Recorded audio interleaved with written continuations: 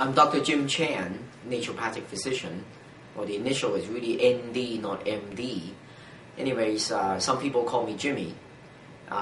It's interesting how I get into naturopathic medicine.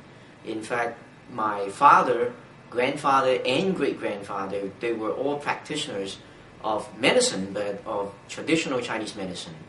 Of course, they all my grandfather, great-grandfather, they both practiced in China.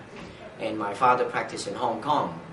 And as a teenager, my father actually had trained me in various aspects of traditional Chinese medicine and herbal medicine. And by the time I was 19 years old, he already put me through a training program in traditional Chinese medicine.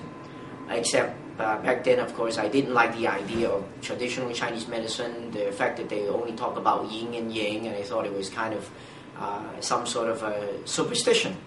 So instead, I ran away from home, and I ended up in Canada, and I ended up in Medicine Hat, Alberta, a small town in the middle of Canada, and I found a program that I could afford in a hospital, in Medicine Hat General Hospital. And after having gone through a one-year training program in the Institute of Technology called SAIT in Calgary, I ended up going back to Medicine Hat General Hospital and had my practical training there. And it was then that I had a lot of opportunity to be exposed to a lot of conventional medical procedures and testings and things like that. And at that point, a pathologist who was on staff was really keen on getting me to go down to the morgue to help him.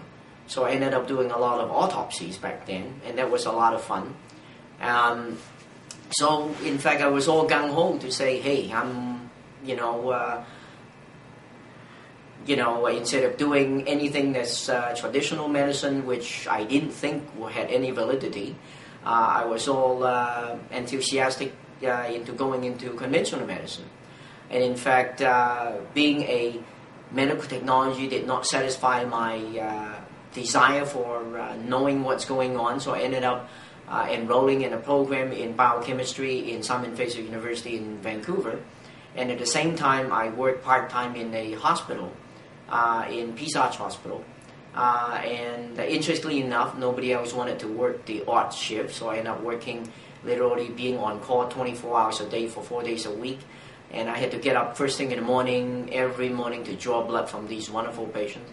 And an internist, Dr. Greiner, decided that I was maybe a little smarter than some of the other technologists, and decided to take me around on ward rounds. And actually it was, a good almost 7 years. He took me around on ward rounds every morning and showed me how to read everything from electrocardiogram, interpret lab results and things like that. And it's interesting that back then I was all ready to go to medical school. And also interesting was that I got interested in doing research with my professor in biochemistry in Simon Fraser. And before I graduated, I was involved in a research project to figure out the ping-pong mechanism of S-adenosylmethionine methyltransferase, a mouthful, but it's very interesting work, and that was when I learned more about molecular biology and biochemistry and enzyme kinetics and all the ins and outs of things.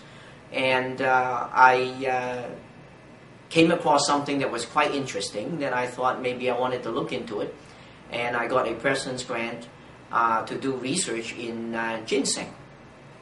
And I read a paper from Russia that was translated into English that ginseng was somewhat useful in treating diabetes. So I said, well, why don't I do something? So with my Chinese medicine background, maybe it's useful to look into it. Maybe I can disprove it.